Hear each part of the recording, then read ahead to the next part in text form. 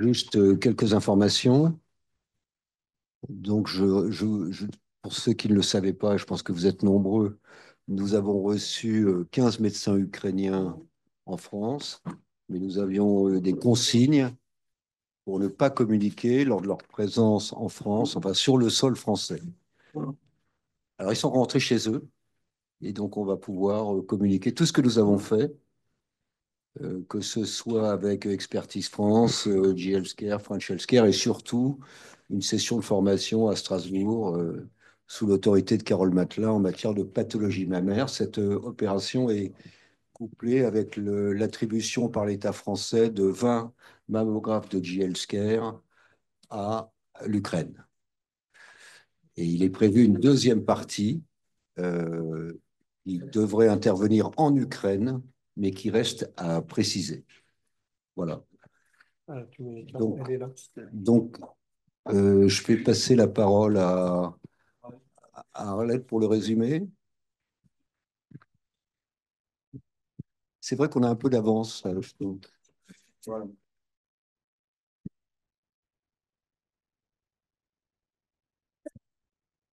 Alors, la séance du 9 avril 2025. Bonjour d'abord à tous et à toutes.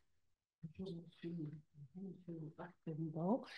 Et cette séance du 9 avril a porté sur cancer et environnement. Le professeur Béatrice Fervert de Lyon, tiens, j'avais corrigé, je croyais, les causes environnementales du cancer. On estime qu'environ 10% des cancers sont imputables à des facteurs environnementaux. L'exposition chronique à des agents carcinogènes présents dans l'air, l'eau, les sols et l'alimentation favorise la tumorigénèse par des mécanismes multiples. Mutations génétiques, altérations épigénétiques, stress oxydatif, inflammation chronique et perturbation des voies de signalisation cellulaire. Une prévention efficace des cancers en lien avec l'environnement repose sur un transfert optimisé des connaissances. Le professeur Barouki, le concept de l'exposome et recherche en santé environnementale. L'exposome correspond à l'ensemble des expositions, notamment des agents chimiques, biologiques, physiques, des stress psychosociaux subis par un individu tout au long de sa vie. Les expositions regroupées dans l'exposome sont, pour certaines d'entre elles, évitables. Une meilleure compréhension de l'exposome va permettre de jouer un rôle majeur en prévention. Une meilleure compréhension de la nature des expositions environnementales et de leurs impacts est une étape cruciale dans le développement d'une médecine préventive de qualité. Delphine Pro de Lyon, l'exposition chronique à la pollution atmosphérique et le risque de cancer du sein, résultat d'une étude cas témoins nichée dans la cohorte française E3N génération. Si les facteurs génétiques et hormonaux des cancers du sein sont bien connus, ils n'expliquent pas tous les cas. Le lien entre le risque de cancer du sein et l'exposition chronique à faible dose de 7 polluants atmosphériques, dont la dioxine qu'on connaît bien, perturbateurs endocriniens et auxquels les Français sont majoritairement exposés, a été étudié dans le projet XENER. L'étude a porté sur 22 ans, 5222 cas de cancer du sein et 5222 cas témoins appariés. Bien que l'étude ait mis en évidence une baisse des expositions, les niveaux d'exposition restent au-dessus des recommandations de l'OMS.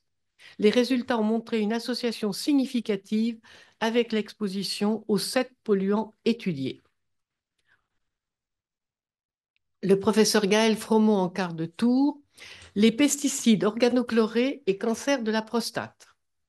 Les POC sont pour la plupart retirés du marché depuis longtemps, mais leur faible capacité à se dégrader conduit à leur persistance dans l'environnement. Aux Antilles françaises, le cancer de prostate est 2 fois plus fréquent qu'en France métropolitaine. Un programme de recherche pluridisciplinaire sur le lien entre le chlordécone et ces cancers de prostate aux Antilles est en cours sous l'égide de l'INCa, associant des volets épidémiologiques, mécanistiques et de sciences humaines. La permanence de ce chlordécone est encore connue, mais vous pouvez manger des bananes à condition de les éplucher.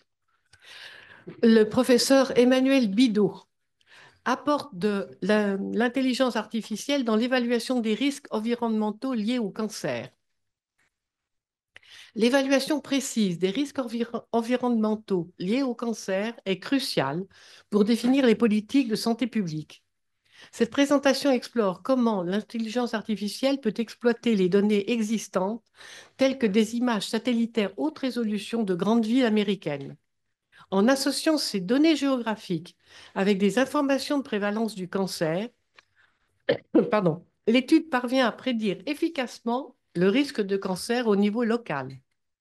La transférabilité des modèles entre différentes villes est également discutée, mettant en lumière les défis techniques du projet Géocancer 2023-2027. Il n'est pas dit si les gens qui sont pris en photo ont donné leur autorisation. Je vous remercie pour votre attention. Excusez-moi.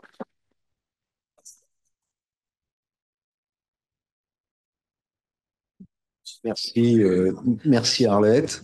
Très bien. Et donc, alors on excuse notre présidente Carole Matelin qui est actuellement en Chine. L'Académie a un partenariat avec la faculté de médecine de Chongqing en matière de pathologie mammaire. C'est d'autant plus intéressant qu'à Chongqing, il y a des professeurs chinois qui sont parfaitement francophones et qu'on a beaucoup plaisir à voir lorsqu'ils viennent à Paris. Et ils viendront vraisemblablement à Paris dans le cadre de RICF en octobre prochain.